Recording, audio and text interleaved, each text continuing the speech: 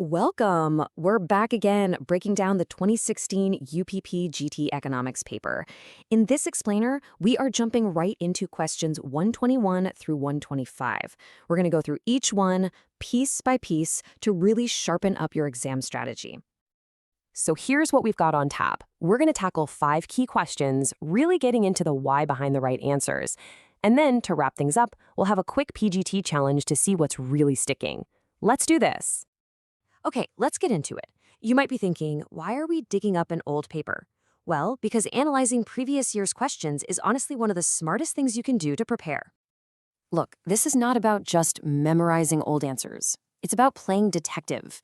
You're looking for patterns, figuring out which topics come up again and again, and basically getting into the mind of the person who wrote the exam.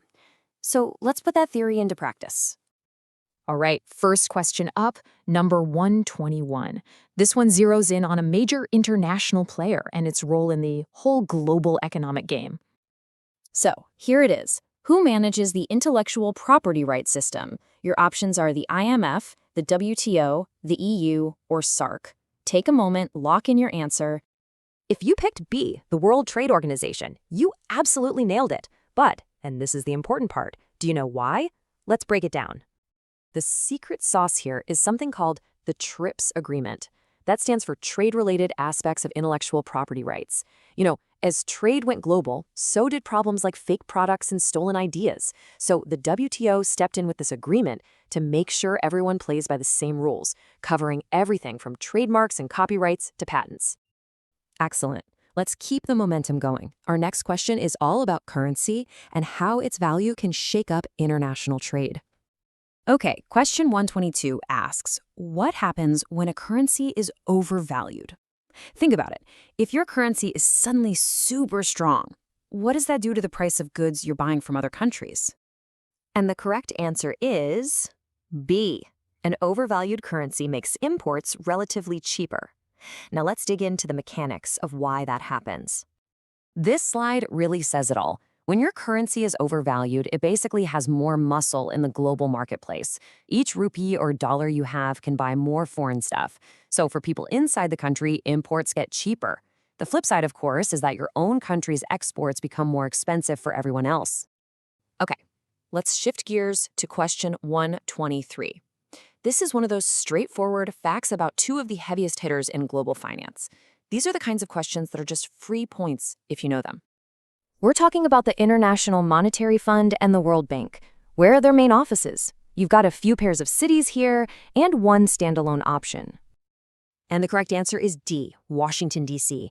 It's a really useful piece of trivia to remember that both of these powerhouse institutions, born from the Bretton Woods Conference, are based right in the capital of the United States. All right, let's bring the focus back home for a double header on the Indian economy. First up, we've got a question that takes us back in time to look at India's tax policy history. This question is a real test of your knowledge on who's who in Indian economic policy.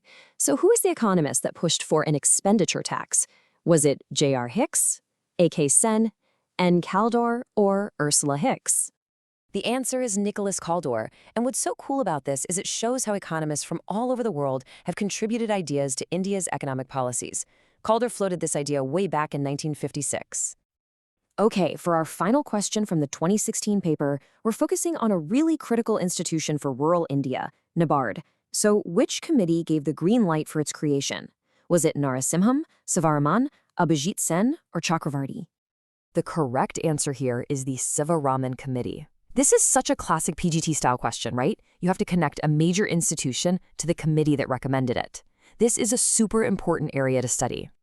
And this timeline lays it all out beautifully. The National Bank for Agriculture and Rural Development, or NABARD, was set up on July 12, 1982. Its headquarters are in Mumbai, and its whole reason for being is to manage and provide credit for farming and other rural businesses.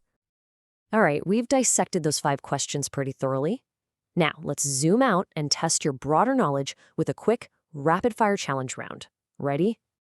Okay, here we go. 5 questions covering different parts of the syllabus. I'll read them out, and feel free to pause and think. Try to answer them all before I reveal the solutions. Let's do it. Okay, time's up. Let's see how you did. M1 is also known as narrow money. Maximum social advantage is all about balancing taxation and public spending. Cartels, that's a classic feature of an oligopoly. The Leontief paradox suggested U.S. exports were more labor-intensive than expected. And finally, the Phillips curve shows that trade-off between inflation and unemployment. So what was your final score? It's a great way to check in with yourself and see which topics might need a little extra love. We really hope this session was helpful for your prep. Let us know what you want us to explain next.